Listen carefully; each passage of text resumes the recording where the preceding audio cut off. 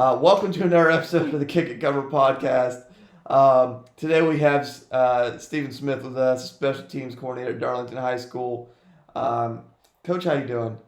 I'm good, Nick. How are you, man? I'm doing good. And if anybody that follows kind of our YouTube channel and stuff, Steve's been on a couple things for us um, throughout the course of the past year. We've talked numerous times. He's very active in the special teams community. So kind of today we're going on and talk a little punt return and utilizing two returners. And we'll kind of let Coach Steve get started, and we'll kind of just go from there. All right. Well, like Coach B said, my name's Steve Smith. I'm the special teams coordinator at Darlington High School in Darlington, South Carolina.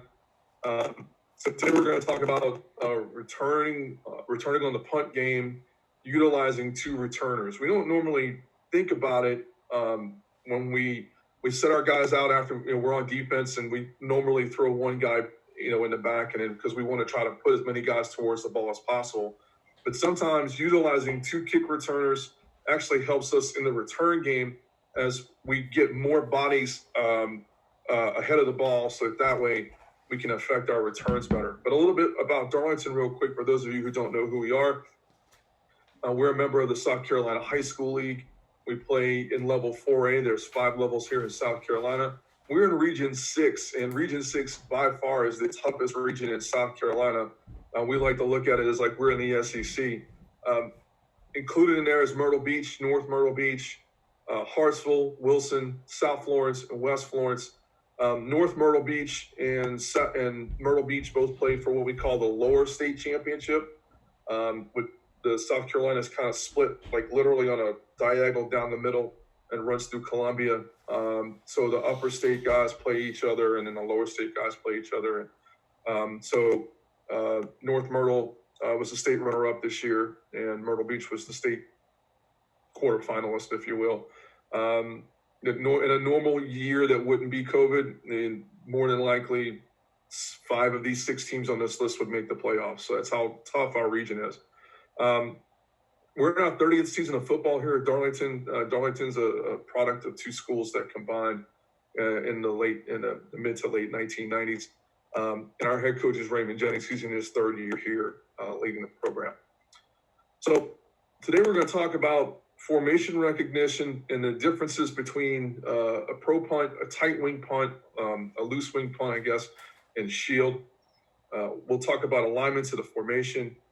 Should you use your base defense? The best formation to use against any system, our returns in phase, gap rushes, and of course twist and stunts. So those we'll talk about games that you can play up front. So let's talk about formations first. And when we look at formations, we have basically 3 formations that we all see. Okay, we have let me get my cursor. There we go. So we have the pro punt, which is what we see on Sundays. Shield, which is what we'll normally see Friday and Saturday. Sometimes in the high school game here, we'll see what we call a tight wing punt. And you'll see that here in a few minutes. But as you can see, basically the pro punt is the only one that utilizes gunners on the outside. That's the ball's in the middle of the field. Even with the width of the hash marks in high school, those 2 guys are running like between in what we call the alley, which is the sideline zone. I'm sorry, between the bottom, the top of the number and the sideline. In shield punt, we have the 3 guys blocking, normally bigger guys, right? And tight wing is going to a completely different look. I don't know if anybody else around the country's seen it, but we see it here all the time in South Carolina. Yeah, we I'll see 1 or 2 teams a year with the tight wing punt. I mean, I really, about every league I've been in here in Ohio, there's always at least 1 or 2 teams that run it. I mean, we probably see combination of that and shield are probably the 2 most prevalent. Off the top of my head, I know of at least 1 pro style in our league. Yeah, to me, I mean, we'll get into this a little bit more here in a minute. It's just as a coach where you don't have, for us, where we don't have end zone views here. We only get sideline and tight sideline. Like at first, when I got here last year in 2019 and trying to scout Myrtle Beach, it was really difficult for me to pick it up because I'm used to either seeing the pro punt or the shield. So having to sit and like trying to figure out where exactly these guys were was a little bit difficult, but the more you look at it, the easier it gets. So I'm from New Orleans, and it's kind of hard to tell because I'm kind of losing my New Orleans accent a little bit. But I'm a diehard Saints fan, and so this is from the Saints game 2 weeks ago in Atlanta. Thomas Morstead's the punter there, and the Saints traditionally are one of the best teams on one of the best special teams units in the NFL. They do a great job of coverage. But what you'll see on Sunday is this: every Sunday, you're not allowed to run any other type of punt formation in the NFL other than this formation. I've asked that question to a number of special teams guys, and the reason is just because it's competitive balance. It's a little bit fair for both sides. That's the best explanation, the quick way I can give you. Well, part of it is also the rules on who can release, when they can release, and all that stuff kind of limits. So I've talked to a couple people this offseason too, and it's a lot of that is just due to limitations of when and how people are allowed to release. Yeah. So as that's probably a better way to put it, yeah. to be honest with you. So think about position recognition and like what this looks like, even if you come across a high school program that runs this type of punt, doesn't matter whether it's run on Sundays or Fridays, it's going to look almost exactly like this. So you have, this is the pro formation, and you'll have two gunners on the outside. They'll be running in the sideline zone, which is the bottom of the number to the sideline. Then next you'll have the wings. They'll usually be, as you can see here, they're about a yard to the inside, to the outside of the tackle's foot. Everybody's in a 2-point stance. Our weight's forward on our feet, sitting down like that, hands at the ready. And then, of course, what we call it's the personal protector. He's the last guy, the last line of defense. Here, the ball's on, probably looks like it's a -11. The PP standing at the 5. So it's a 6 yards difference. In shield, we see the shield at 7 yards, with the middle shield either at 8 or kind of like they're all standing at 7 with the middle shield and the right shield, the left shield, and they'll just slide over and close the alley up real quick. So we'll switch to the end zone now because Game Pass is a great thing. I love spending the money on it because I get to see stuff that I wouldn't see on Friday nights otherwise. So this is the end zone view of it. So again, just gap recognition, but looking who we have here first. So we have our wings right here, and then we have our personal protector. And you can't see the gunners because they're on the outside. And you see how tight their splits are. I mean, we're talking like inches, between the foot of the long snapper and the guards, and then like maybe a foot between the guard to the tackle. And then the wings are like, you can see here, they're right on the outside foot. Their inside foot's on the outside foot of the tackles.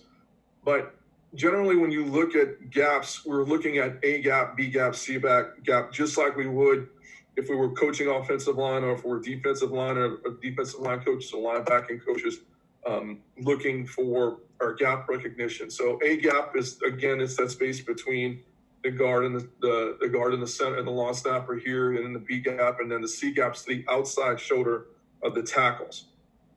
Okay, now the pro formation is tight, so you always have to make sure that if they're running that tight, that you can run something on your front that's going to attack that. And we'll take a look at that here in a little bit.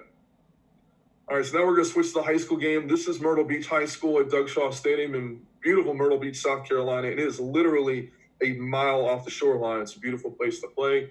They're a very tough team to play every year. Their special teams, their kickers are always really good. They have strong legs, and they have some of the best special teams unit in our region. One of the best special teams units in our region. So here, this is what we call the tight wing. And you'll see here the gunners are on the edges. They're not out wide in the sideline alley, like in the sideline zone like they would be in the pro. The wings, I don't want to call them, I guess that's the best way to call them is wings, because if we use like H-back and if we use H-back terminology, then it's going to be like that, right? So we have our wings right here, and then we have our personal protector. Now, let me talk about the wings real quick, because when you sit here and you try to draw up against what's going on, especially in a two-man return, if you have a one-man return, you're able to put more bodies to the line of scrimmage. But sorry, I didn't mean to stick my hand in the camera like that. But what winds up happening is that in a single-man return, we're able to put more bodies up on the line of scrimmage, and we can affect a greater rush. Let's say. In a two-man return, you have less bodies because we're trying to put more into the return wall. But you can still defend in a two-man return, and I'll show you how we do that here in a little bit. But the thing about it is like if you're looking at it from a sideline perspective, okay, you really have to look and see right here where these two guys are. Now, the wings will line up in the A gaps to kind of stop the middle rush, okay?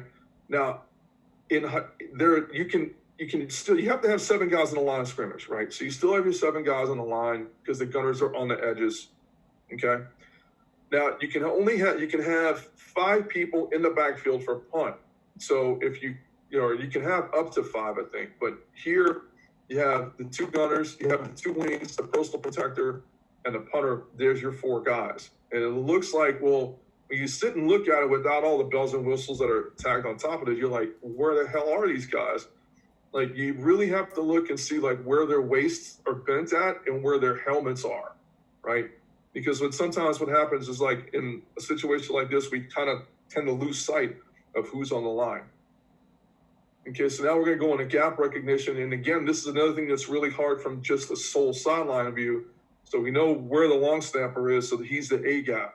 But then you're trying to find out, okay, well, here, if this guy is so tight and where's the B? Well, if you're a line coach, you know the B gap's between the guard and the tackle, right? So find the guard and the tackle, and there's your B gap. Your C gap is going to be between the tackles and the wings. Now, if you really wanted to kind of get it out a little bit more, you could use the outside foot, and that's the D gap, so to speak. Okay.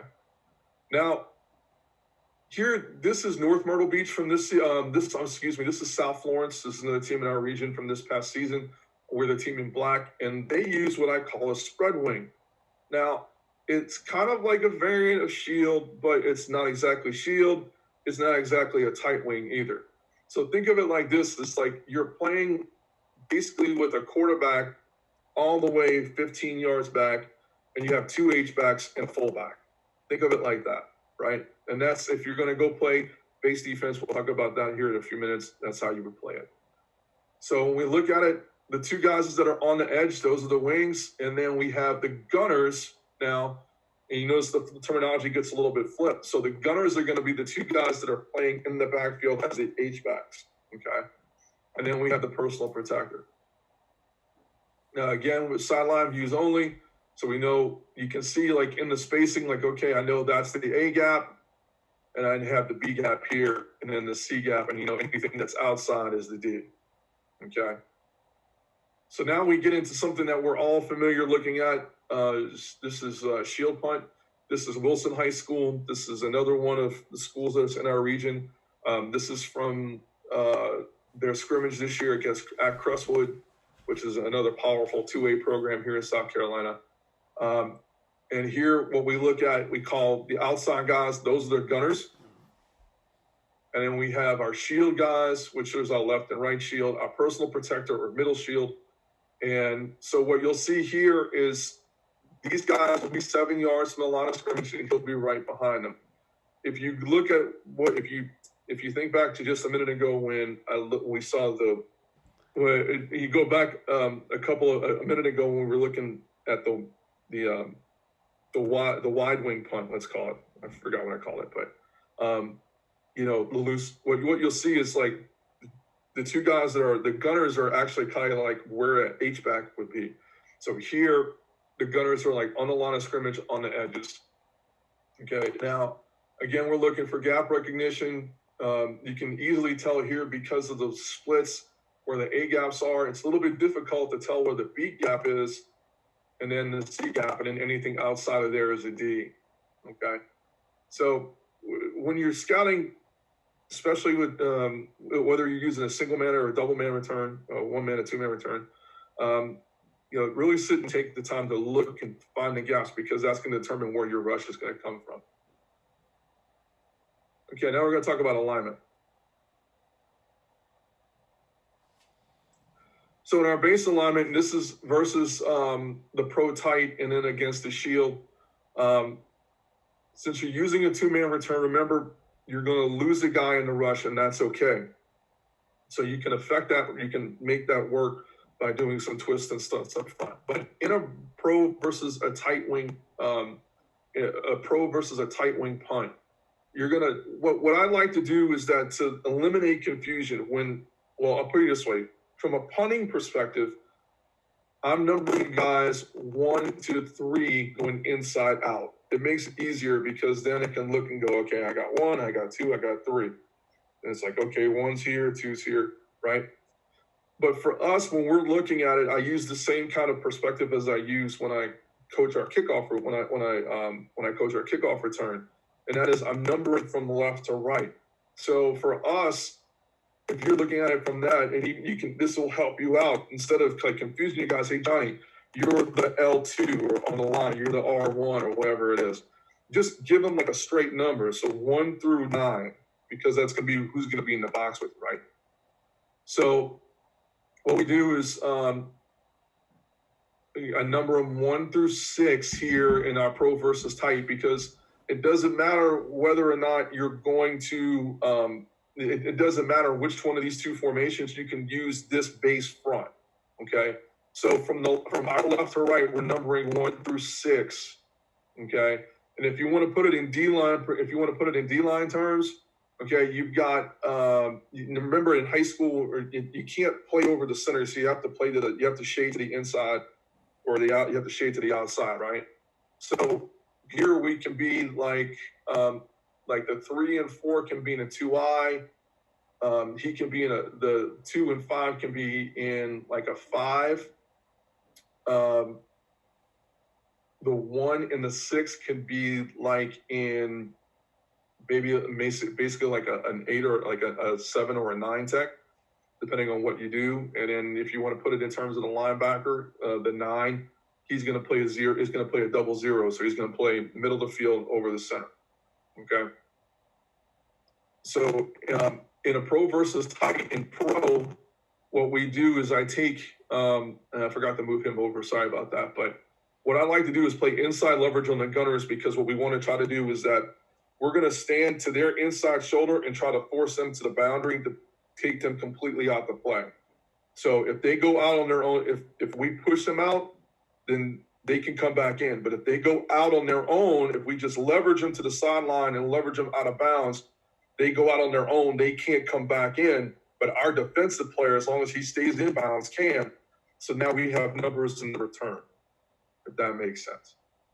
So anything in gray is what would happen if they went to the tight punt, right? And then over here on the right is what our base front would be against the shield, which is a 4-4. And again, you can't line up over the center, so basically you're shading to the outside, so you're like in a 2I, a 4I, or a 4, maybe a 3 tech, a 5, a 7, or even a wide 9, okay? So we're going to move now into our alignment versus the pro, okay? Now there's multiple fronts that you can use, but these are like the 6 most common that I would use here. So against the pro, you can see again we have inside leverage on the gunners all the way across. Depending on what we're putting up front, like our 30, our 32, we can put 2. It doesn't matter which side you put them on. That's why like these are kind of like ghosted out a little bit. It's almost like if you were trying to like run a flop or something like that, you can switch at the last minute, play those little games up front. But 2 linebackers with 4 down linemen, and then that 5th guy is going to be either the left or the right, depending on like how you want to put the rush. Okay. So 2 linebackers here, and they're basically playing 250 techs over right there. In a 33, it's a balanced line, so you still have your 2 returners up top. You've got 1 linebacker, the number 9, he's the Mike, playing a 0-0 technique with inside leverage on the gunners. And again, it's like basically shade outside, and you're playing a 2-eye, a 4-eye, and then what would equate to a wide 9 on the edges. Okay, and at 34, you have that go 7, so you can play either side, still with a balanced line. Okay, so alignment versus tight wing. So the tight wing's a little bit different. Because they are tight to the line of scrimmage, you can play a 33 or 34 or 44. So 44 is a balanced line with either one linebacker or two linebackers, or like in the case of a 33, you can basically like have a mic with two spurs, for lack of a better term. Okay. So as we move on here, this is our alignment versus shield. Now, shield you can do a little bit more with because of how they're lined up. So we have a 32, a 33, and a 43, where the 3 can be on either side, and you're basically playing with 4 linebackers in a traditional, like let's say a 4-4 set. Okay. In a 33, you're playing with a balanced line with 2 linebackers and a spur. In a 43, you're playing with a balanced line and 2 linebackers. So 2 more alignments there. You have a 44, which is a balanced line with a single linebacker playing a 0-0 technique, and then a 54, which is basically you take the 9 and you can put them on either end to kind of affect your rush a little bit more.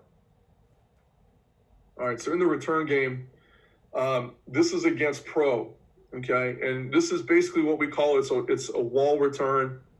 It makes life a lot easy for a whole bunch of people. But essentially what we're doing is that if you don't rush anybody, you're basically just going to drop everybody out. So the furthest man, if you're playing with 2 linebackers like this, the 9 can come here and be the bottom of the wall, and the 8, which should probably be your other linebacker, can be to the top of the wall.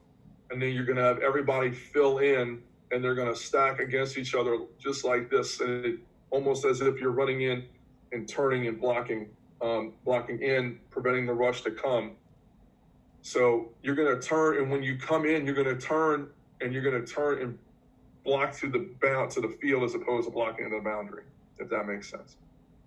So that way, if they're rushing coming from this way, you're turning in. So you just got to figure out like which way, if it's a punt to the right, they're all coming from.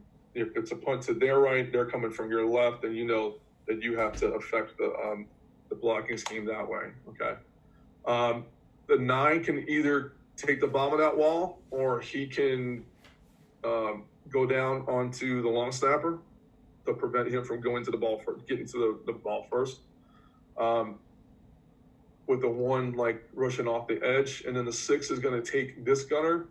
The 7 is going to take that gunner, and they're going to block to the outside. Now, this is where the two returners come into play, where it depends on which side the ball is going on. Basically, you want to have them split the field. So if we're in the middle of the field, you're having 2 returners stand on the hash marks. If we're to the boundary on either side, then you know that one returner is going to be below the numbers to the sideline. The other guy's going to be in the middle of the field, and then depending on the flight of the ball in phase, it's basically like where I say right here on the right, it's a me-you call, or like I got it, or something like that. And that's the communication between those 2 guys is key, because if you have 2 dudes that decide like I'm going to get the ball, and all of a sudden they look like Keystone Cops, and they basically run into each other looking like Abbott Costello back in the day and falling down like dominoes. And I know Coach Bandra's laughing because he's seen it, I've seen it. It looks funny, but it's sad at the same time because communication is key, especially in the return game, right? So if let's say we're in the middle of the field and it's a punt and we're going in phase and the ball's to the right, or our left, okay? So then that means that the other returner, off returner, whatever you want to call him, he's going to pick up the most dangerous man. So if it's the long snapper and he's running through here to him, all of the other guy's going to do is pick this guy. He's going to be the first guy to pick somebody up. Okay. So the off returner, let's say the opposite, the guy who doesn't get the ball, he's always going to pick up the most dangerous man. Okay. And it doesn't matter what what scheme that you're running this up against, he's always going to do that. Okay, so it's always a me-you call, and then the off return is always picking up the most dangerous man. So this is this is rocket, and you can use laser or whatever terminology you want. So this is a right return. Okay. If this was a left return, you would literally just take everything and flip it to the other side of the field. The 6 and 7 are going to do the same. They're going to do the same job. Now, Okay? Coach, if you would run laser here, would you still rush one off the edge? Yeah, it would just be the 5 instead of the 1. Okay.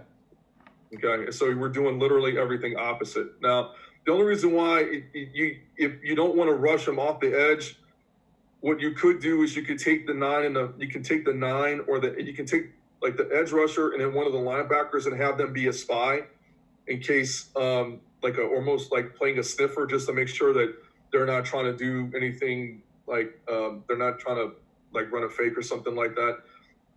So that's why you really have to be heads up with that. I'm sorry?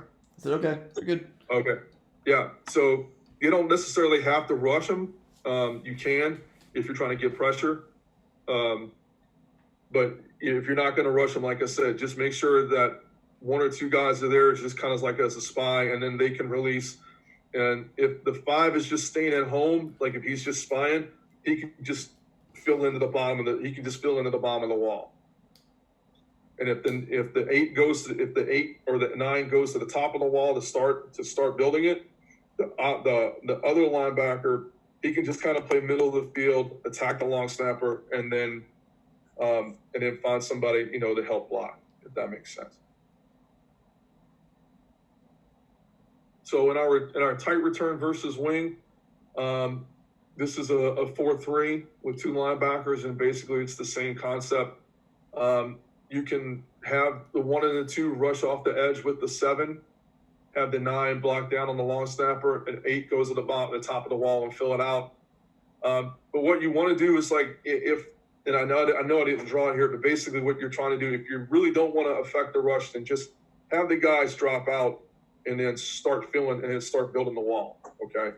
If you want the guys to have the rush or give it a look like you're trying to rush, what they can do is they can take 2 to 3 steps into the gap side, which would be to the B. Let's say in this instance for the 6, like he can just take a couple steps into the gap and then go and fill the wall out. Especially if they're just kicking back and if they're just kick sliding back and they're not really trying to hold you up, or they're not really trying to block really hard, you can just like kind of give them 2 steps, come out, and then get into the wall. Okay, but if you don't want to rush these 2 edge guys, if you just want to rush one of them, then one of them has to become the spy. There's no 2 ways about it. He can spy here, make sure nothing's going on, and then he can go fill in a space in the wall. Now look, we know that when they get into the wall, they're not going to be shoulder to shoulder. There's always going to be space, right? So the 9, like let's say in this instance, the 9, if he hits the long snapper, he can go in and fill in that wall. Okay. The same thing with the 2, with the 1 or the 2. If the 1 is using, if you're rushing the 2 through the C gap, and the 1's just there as a spy, or you're kind of trying to fool somebody thinking that he's going to come, he's another guy that can go and fill in the wall. Okay. So anybody who's not like an all-out rush is going to be your wall people, if that makes sense. Okay. So again, shield is a little bit different because there's so many things that, like with a tight punt, with the pro, with that tight wing punt, like that, there's not really too many fakes that you can do out of it besides run the ball, right? But out of the pro punt and the shield, there's a whole bunch of things you can do with it, because the thing about shield is that you can play games with the splits, and that widens the defense out. Like, that widens your return game out. So this is where, like, if you're going to build a return, you have to be, like, really cognizant of what's going on. This is where, like, film study really comes into play. Because, like, in the college game, what we see a lot more in a college game now is we'll have, like, a tight to one side, and then, like, when I say tight, like, the splits are, like, normal splits, 2 foot, maybe a yard, right? But then on the opposite side, like let's say the field side, the splits are like 6 to 8, 9 feet, and they're like super goofy. And it's either they're trying to make up for the lack of speed, or you have a really good rush from one side, so they're trying to widen you out and make your rush lanes a little bit longer, so that you have a harder time coming up, or maybe the shield isn't good enough, so that's why they do those things. If they do that, yeah, you're going to have to adjust to it, but you're also going to have to be aware of the fact that, hey, maybe that they'll pull a fake here, okay? Because you have to look at personnel and a whole bunch of different things. It's the same thing with the pro punt. With the gunners being outside the numbers like they are, you have to make sure that whoever your corners are, that they're actually doing their job. And if you have linebackers, spying to make sure that maybe one of those wing guys aren't like trying to drop out into the flat. Okay, what we gain in protection, coming back on a 2-man return, we lose on the line of scrimmage as far as numbers are concerned.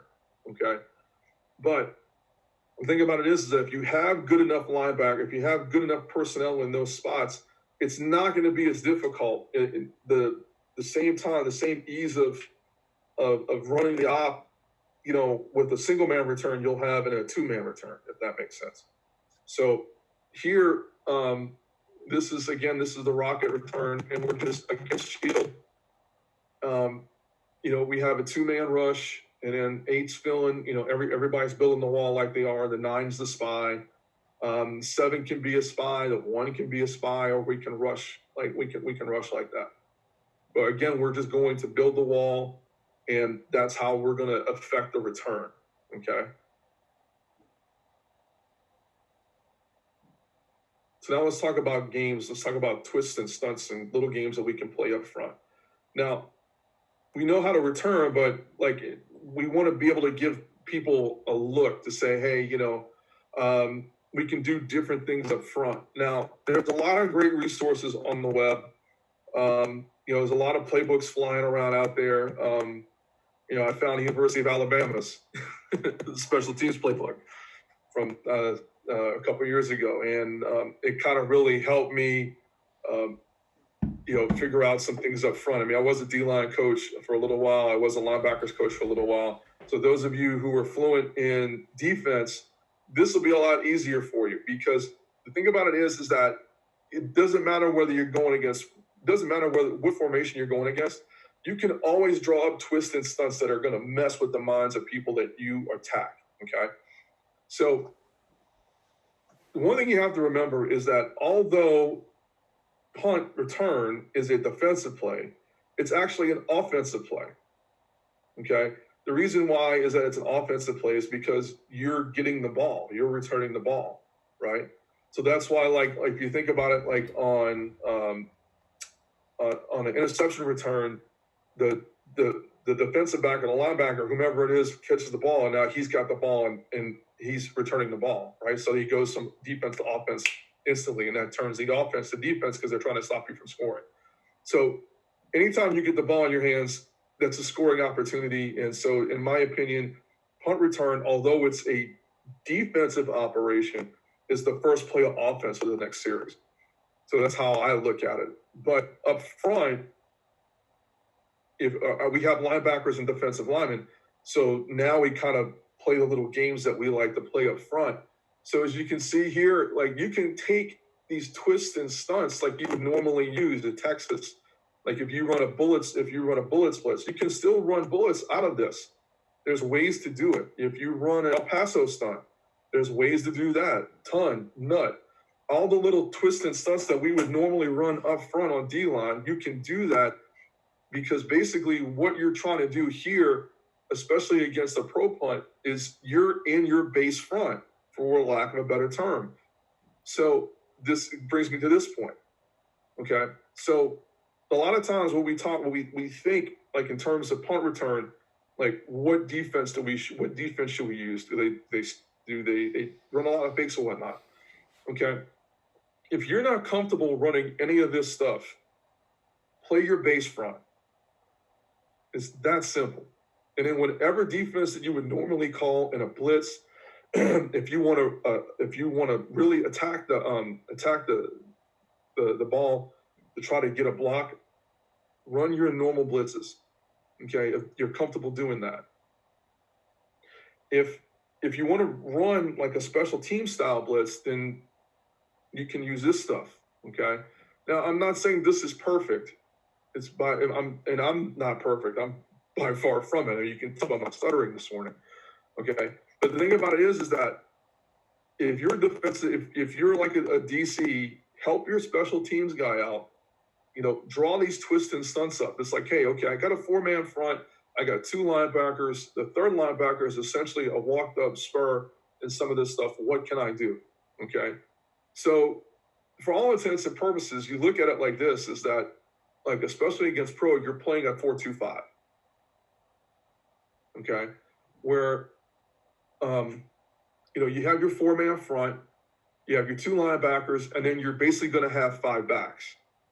Okay. So the number 5 that's like right here, he's like a walked up. Like if you think about it like in terms of playing a 4-3, then what you would do is that you would determine whatever side the personal protector on, that's to the strength, because the line's balanced. There's a gunner on each side. So now what you're looking for is to see where the PP is set. Okay. So if you're in like this 4-2, this 4-3, whatever you want to call it, just look and see what the personal protector is. And then that determines who the Sam is. And then the Will's going to be, of course, on the opposite side. And the Mike's always playing over in a 0-0, okay? Or he can play in a 40, he can play in a 30, a 50, even a 70 if you wanted to, depending on how wide you wanted to take it, okay? But you can take, like, for instance, in this first line right here, and these are just 6 examples, by the way. You can take the Mike that's right here and run them into the same gap that you're running the 3 into. Because double gap rushes sometimes, even against pro, are very hard to defend. So you can run that double gap. You can have just the 5 just drop off in the coverage and start forming the wall. On this slide right here, where the 2 linebackers kind of twist over each other before going through the A gap.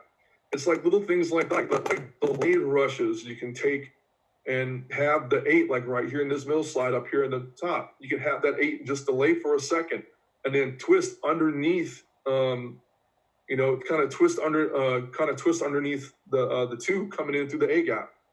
So single gap rushes are good. Double gap rushes, what I mean by double gap is putting 2 guys through the same gap, especially when the line is smaller and you have less guys on the line. To pick up are easier, because in a pro punt, the wings are designed to pick up the gaps of the outside rush, and like this double wing formation that I'm going to show you now, like in this tight formation like this, the A gap rushes may not be that effective because they're putting bigger guys in the gap. So you may want to run something outside, or have that twist and have that twist. I mean, you can take like this. I put this was a 3-3. This is a 3-3 front with 3 linebackers, right? You can take those 3 linebackers and play them like you were playing run, and defend that way if you want. It's up to you. Down here in this, on the bottom row in the middle right here, where I've got like this, almost like this, I guess you can call it like a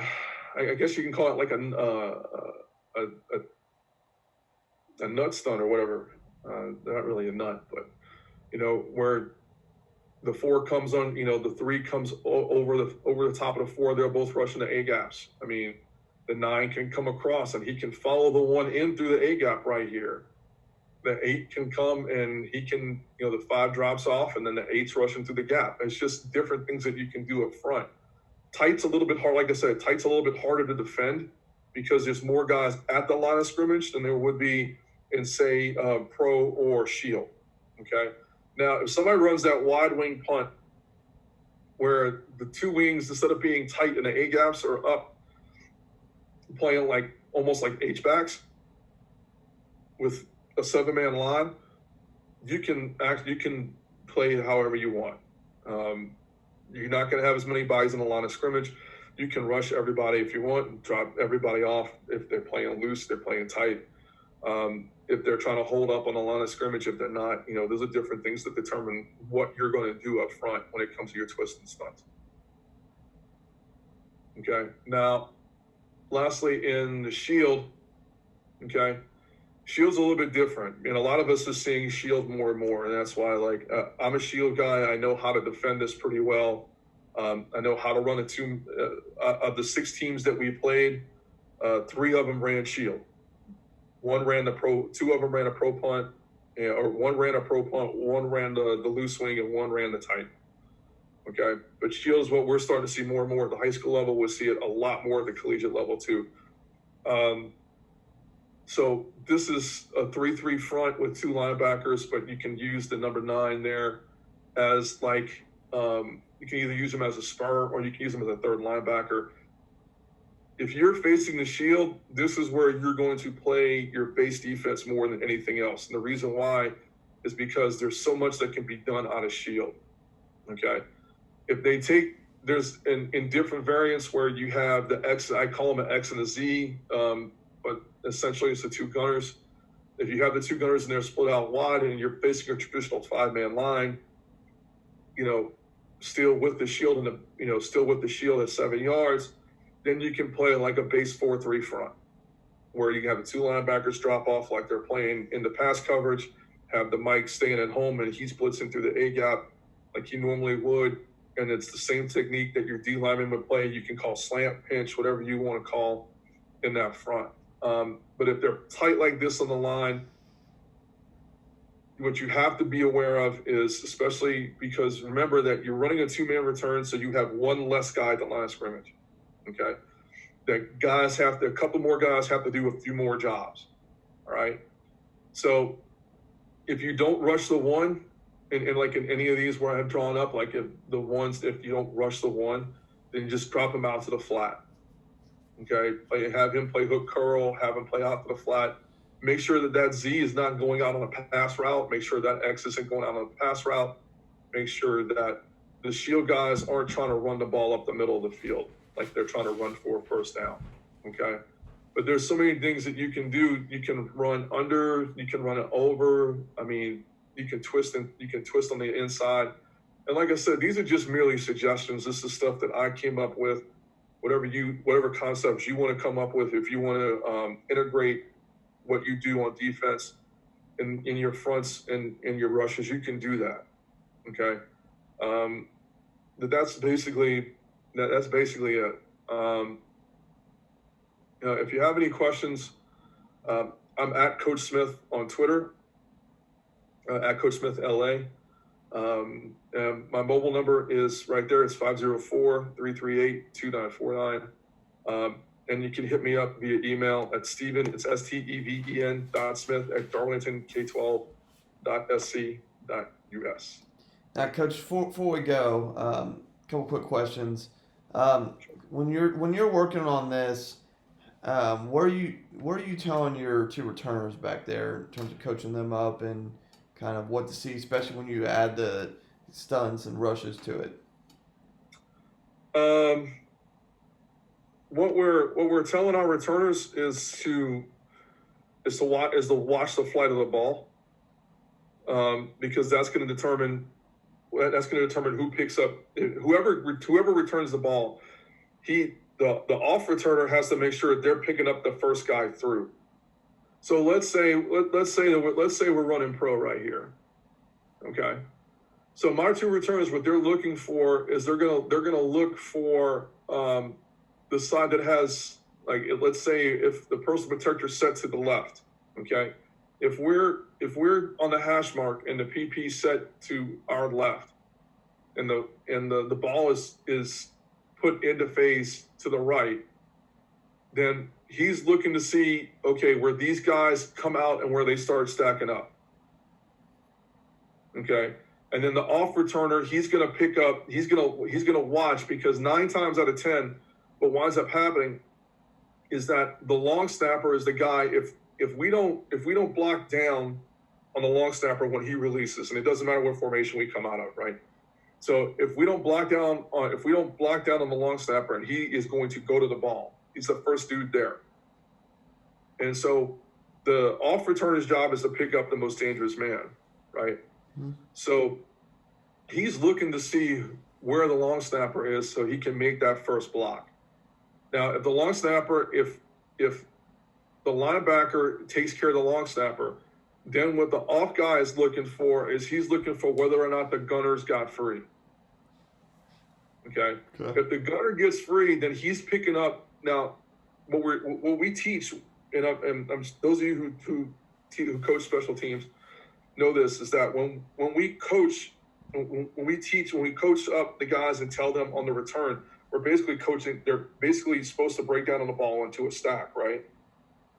So the off returner, the guy who's not getting the ball, takes the most dangerous person that's at the top of that stack. And if the long snapper releases and gets down the field, then the off returner picks up the long snapper first, especially like in a pro formation, because the corners or safeties, whatever you want to call them, the 6 and 7, they're responsible for picking up the gunners. Okay. And then the wall just kind of starts filling in. Now, when we're in against the shield, it's a little bit different, because in shield, what we're taught to do is block down or block away, like block to the outside, and then attack the field that way. So what you're seeing is that we block the outside and then release to the outside. So if that's the case, if one of the two linebackers can't pick up a guy coming out in that release, then the off returner's got to pick the first guy up. Got to pick up the first guy through. Okay. Sorry? Okay, yeah, you're good, Coach. 9 times out of 10, it's going to be the long snapper. But sometimes that long snapper gets held up, in the wash, especially if like he's supposed to snap and block down and help in blocking on the line, then the linebacker will pick up the first guy through. But again, the off returner has the most dangerous man. Okay. All right, Coach. Well, I appreciate it. That was another episode of the Kick and Cover podcast.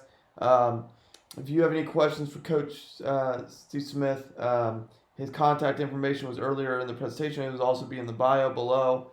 I've also put links of other videos Steve's been in and done for the channel in the bio below. So if you have any questions for him, please reach out to him. Otherwise, we will see you next week.